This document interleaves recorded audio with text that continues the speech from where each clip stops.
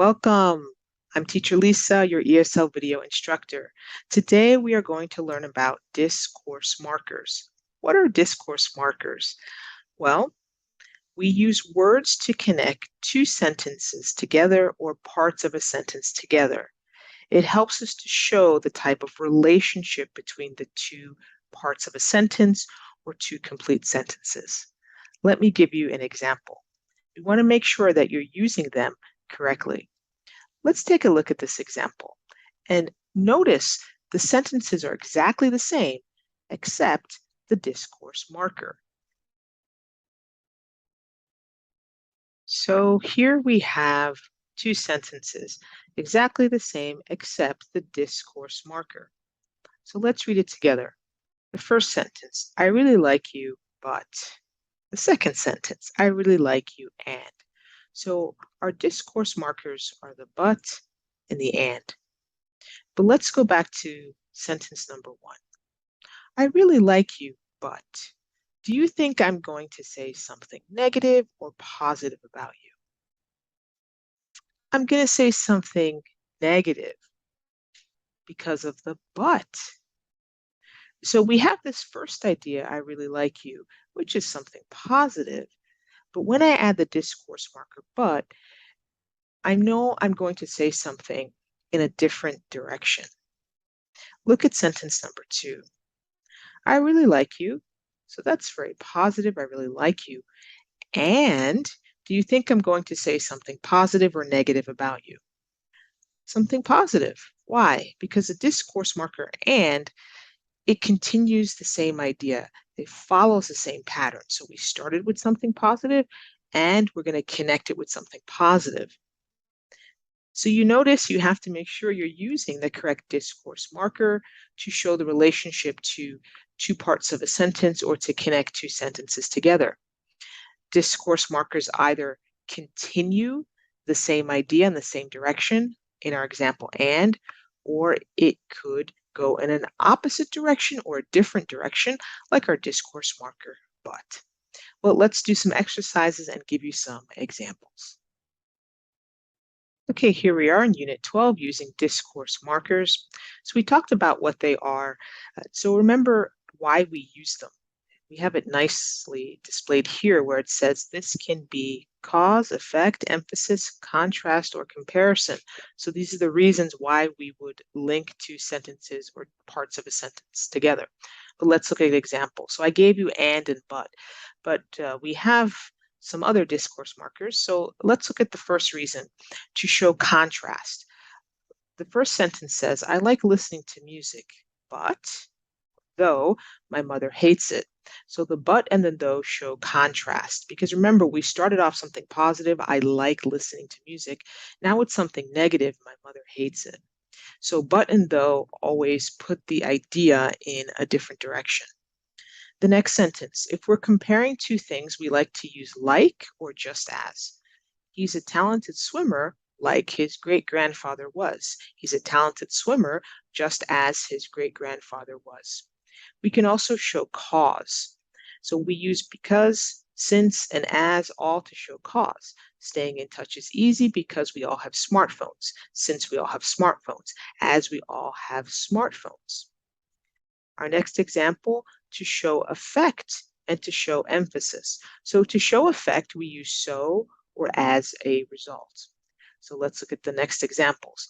We grew up together, so we tell each other everything. So that's the effect of growing up together. What's the effect or what's the result? We tell each other everything. We are very close. As a result, we know everything about each other. We can also add stress or emphasis. So all my siblings are tall, especially my older sister. All my siblings are tall, particularly my older sister. This is actually true in my family. We're all quite tall. My siblings are all tall. So we're adding emphasis because I'm focusing on my older sister. So I use especially or particularly. So make sure you're using the right discourse marker to connect your ideas appropriately. So we're going to practice. rewrite these pairs of sentences using the discourse markers to connect them. We have the first one for you as an example, so I'll just read the original sentence, and we are given a discourse marker to connect. Julie likes her older brother. She doesn't see him very often. We're going to add but in there, and so we put the two sentences together.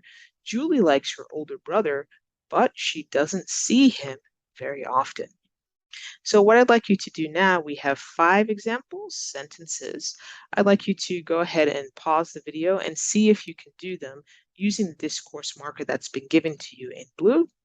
And then I'm going to show you the answers. Okay, so I'll give you a moment to do that.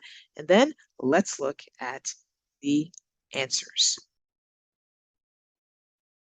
All right, so let's look at the answers. So I'm just going to speak the answer. I'll show you where you can add that discourse marker. All my siblings love playing football. So we can add the especially just right in here to connect the two sentences, especially my brother. Right? And we can just add it right there, and that will be our sentence. We are all quite interested in our family history. We have to add so. So we've made a family tree. So we can actually just, again, we're going to get rid of that period and put so in there and complete the sentence. I love talking to my aunt. We can just add because. Why do we like talking to our aunt? Because she has a lot of interesting stories from her travels abroad. Number 4, my grandmother thinks I should get married, but I am not as traditional as she is. So again, we're just going to add the but.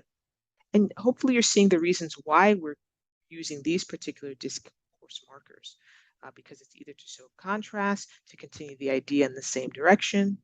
Number 5, we don't have a big family gatherings very often. We don't have big family gatherings very often since my grandparents live abroad. So we're just going to take away that period, put since right in there, and complete the sentence. So how'd you do? Hopefully you saw how to connect the two sentences to make them one. Let's continue on.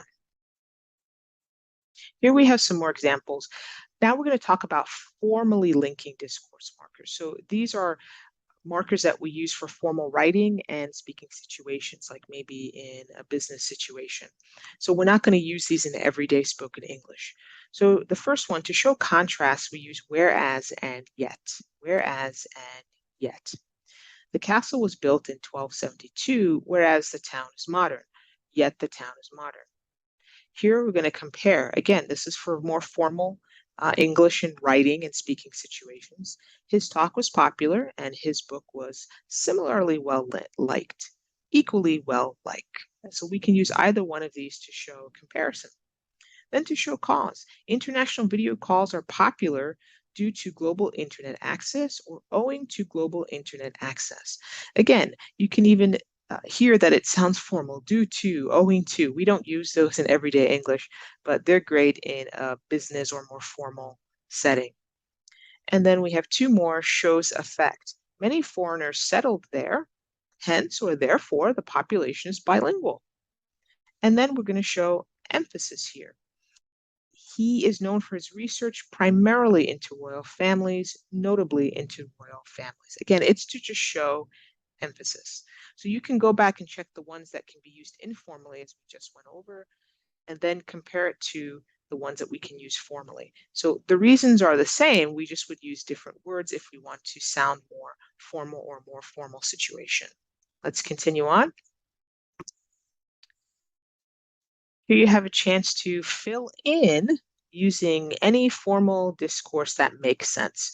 So go back and just check to see why we would use one particular discourse marker over another and see if it's appropriate.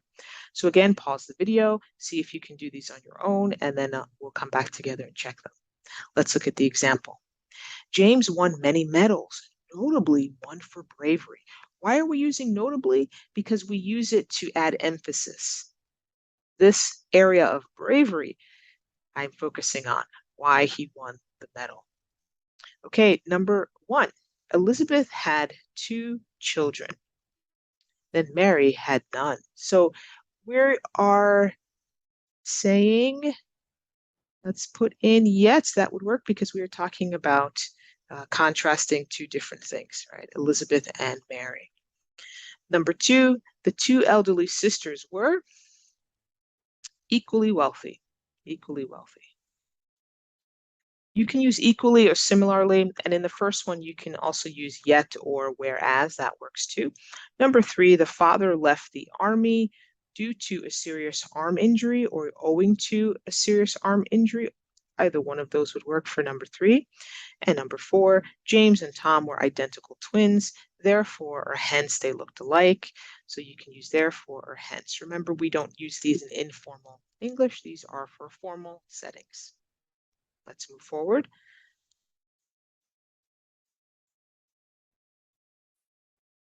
Here, say each sentence out loud using the most appropriate discourse marker. Again, think about, are we just wanting to contrast two ideas? Are we showing cause, effect, emphasis? And once you know the reason why, then you can look down the list to see which one is appropriate. So pause the video and see if you can get them right. Here's the example. I like sandwiches, but the rest of my family are big pizza fans. Let's look at number 1. You have failed to respond to our messages. Hence, your subscription has been canceled. So hence is correct. Number 2, my friends say I take after my dad. Take after means look like my dad. Because we both like mountain biking. Right? That's the reason why. 3, after a successful book tour, the professor's lectures were equally well received. And number 4, I love my aunts, especially Mira, because she's so funny. So we're focusing not just on the group of aunts, but one particular one, so we use especially. How'd you do? Hopefully you got 100%. Let's move forward. In our next video, we're going to talk about past habits and states. See you in the next video. This is Teacher Lisa.